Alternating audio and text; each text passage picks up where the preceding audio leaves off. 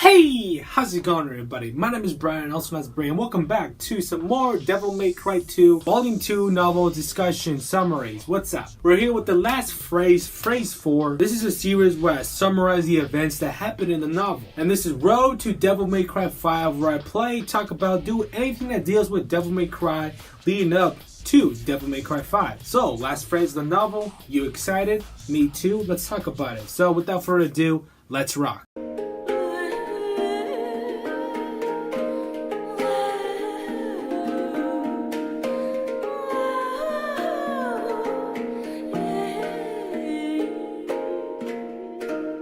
Chaos erupted around Chen almost from the moment he woke up. Like any person in a position of real power, Chen frankly had more demands on his time than he could handle. This was the nature of his work. The Mafia boss was something of a cover story for Chen. Although it took nearly as much energy as his true pursuit did, it was much less dangerous and consuming. We get an insight of how Chen is, what is his actual feelings, how he is. So Chen is a man that was born in this mafia family.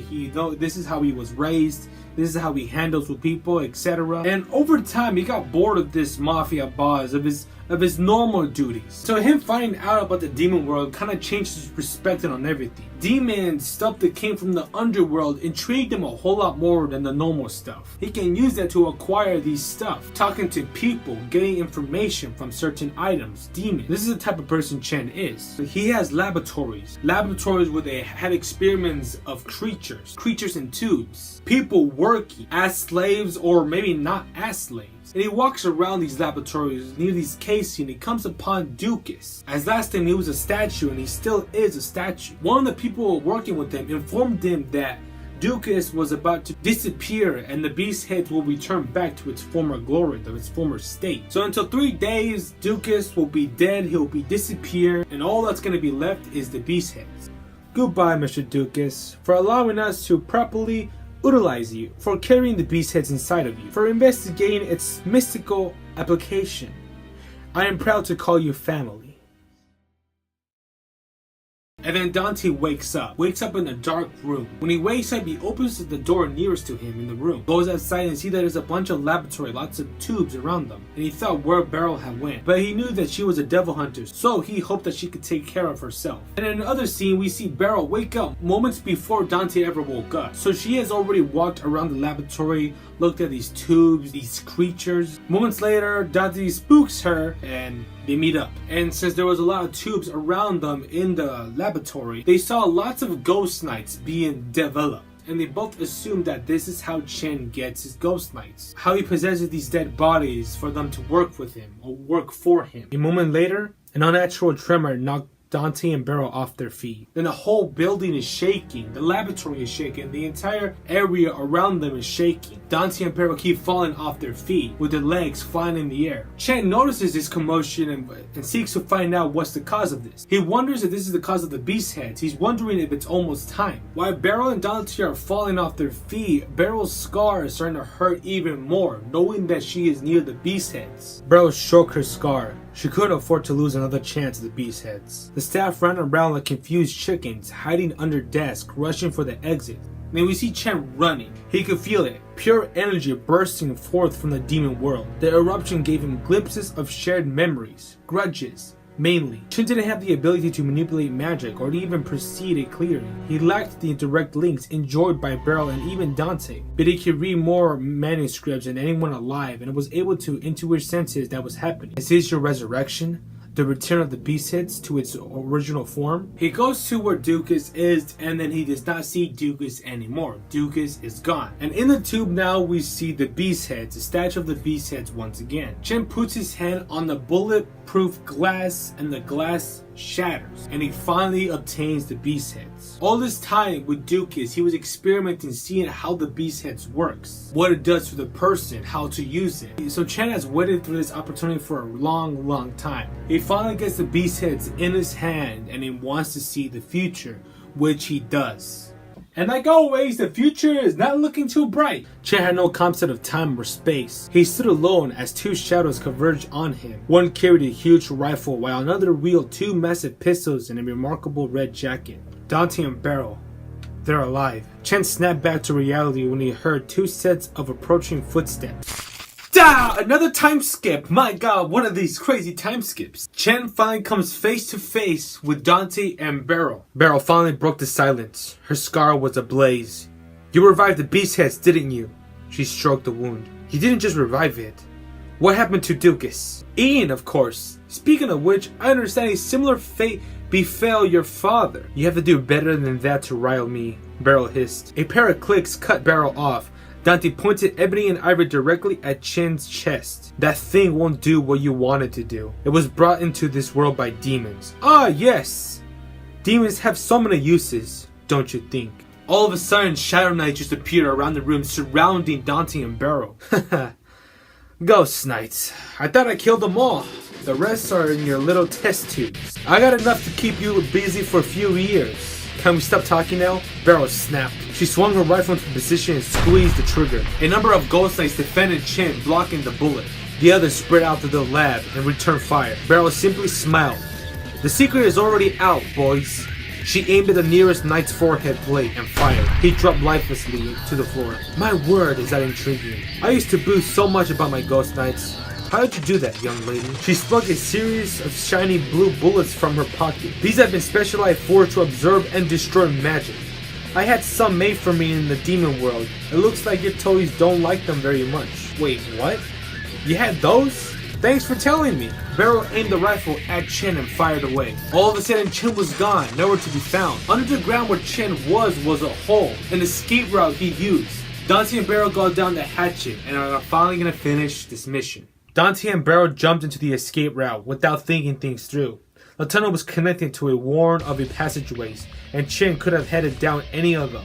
So they decided to use Beryl's wound as a sort of dividing route. Very interesting how they use Beryl's wound to find the beast head. So it's very ballsy moves, honestly. When they were pursuing Chen, Beryl could not hold on anymore. Beryl dropped to her knees. The pain radiating from her scar was almost unbearable. The beast head was close. You wait here. I'm gonna have a look. He casually strolled across the foiler. Dante had only reached halfway point when the floor opened up beneath his feet to reveal a hissing pool of some liquid or other. Dante leaped high into the air just before his feet lost purchase. The second trap sprung into play almost immediately. A volley of spears shot out of the wall. Dante managed to dodge them and find a place to land. As soon as his feet hit the ground, the marble ceiling above him broke away and crushed to the floor. Dante sprung out of the way at the last possible moment. Something's wrong. My reflexes are slowing. Dante knew these traps should have been child's play for him, but at each second pass his body grew heavier, or maybe it was the air getting thicker. Each trap was more difficult to avoid than the one before it. Dante's mind raced furiously. Was he sick? Was it poison? He couldn't recall anything. It's a room itself. Interesting plan, Chen. He saw my reaction to Beryl's enhanced bullets. He must have a machine capable of draining magic. It doesn't do much to these. Dante whipped out ebony Narvi and blasted the door into splinters. He avoided one final trap and slid into the room like a baseball player grabbing home plate. But that was Shen's plan all along. He wanted Dante to do that. Dante plunged into a cool, genderless prison. The foam completely absorbed him. Dante floated lamely in the mass, unable to control his body. The group forced itself into his mouth and nostrils, and trickled sickeningly down his throat. Now we finally have some alone time. Chen came into view. I don't really need to tell you this, but the magical power of the beast heads is so mighty that it exceeds all the common sense.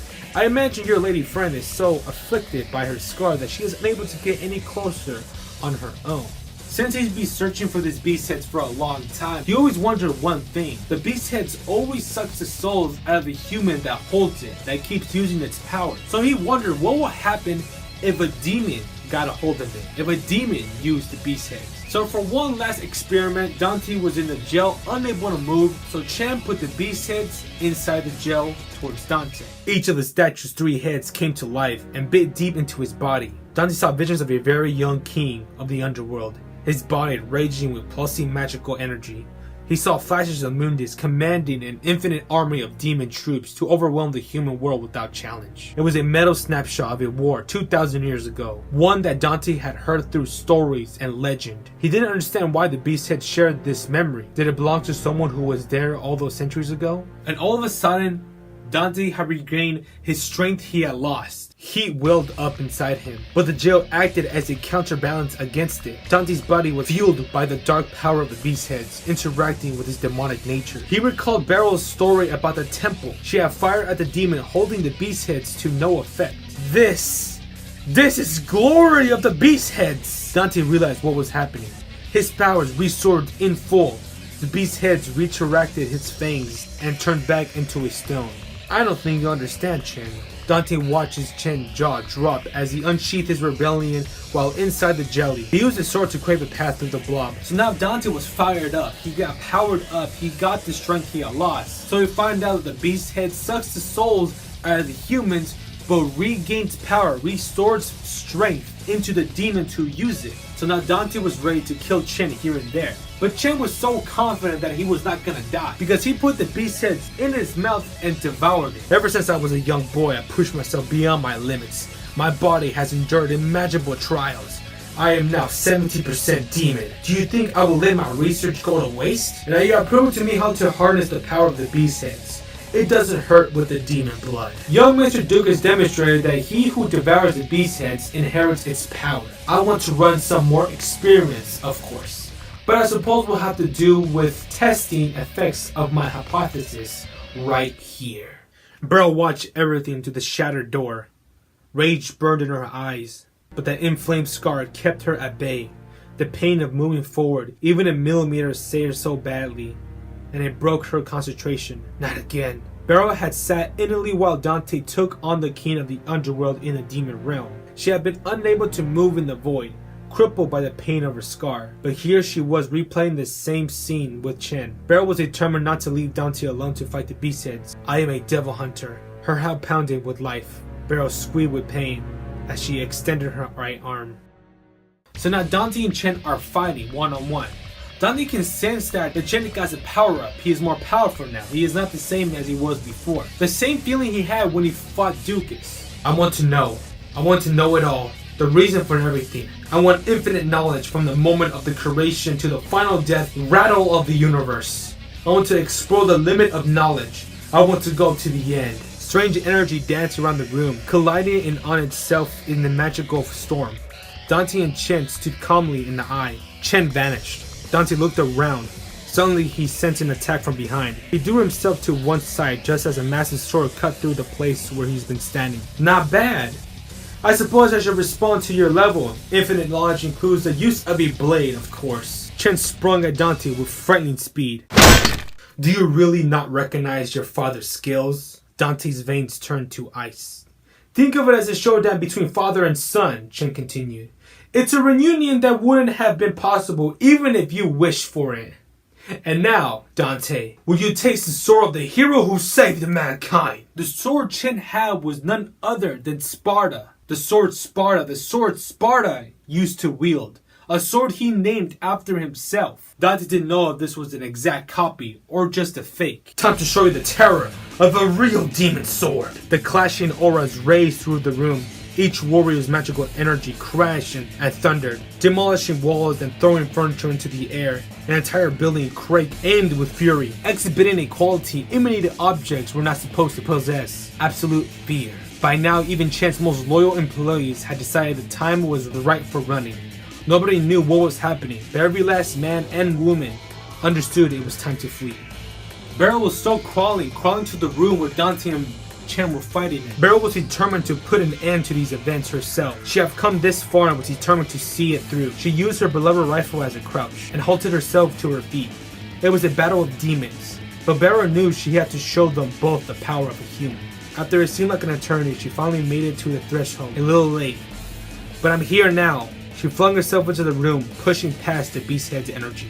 A beam of intense light shot out of Chen's palm and pushed Dante into the air.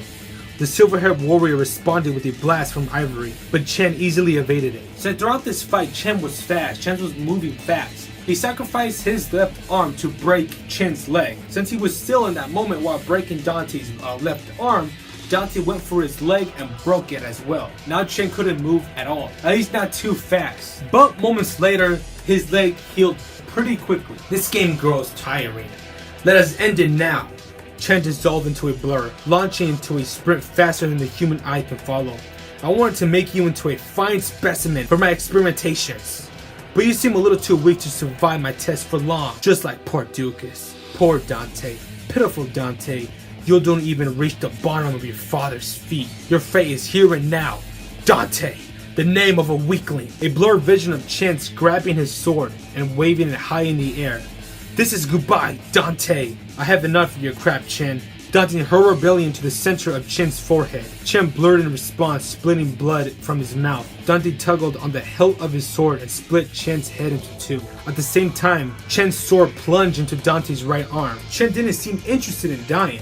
His body boiled unnaturally, pulling his head down into his chest. A huge lump on his back exploded into black flames. Chen's body contorted as the beast fought to save itself. Dante wasn't sure he liked his odds. The strength given to him by the beast's head was gone now. His arms were useless. Dante reckoned he could use momentum and the body weight to his advantage and pull off a single stabbing. He would have to make the blow worth it. He feebly wrapped his bloodied right hand around Rebellion. I'm already a dead man.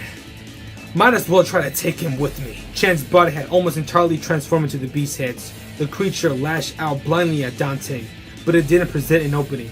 Dante knew it would attack him with full force once the transformation was complete. Dante, move!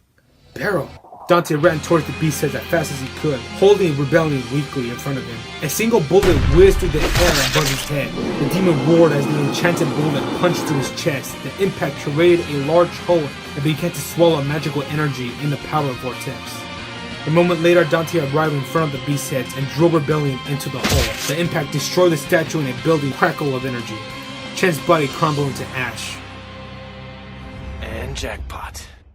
And that concludes Phase 4 of Devil May Cry 2 Volume 2. So now finally Dante and Barra complete their mission, finally destroyed the beast's head and destroyed Chen with it. A nice satisfying ending to this phrase. Finally defeating the bad guy.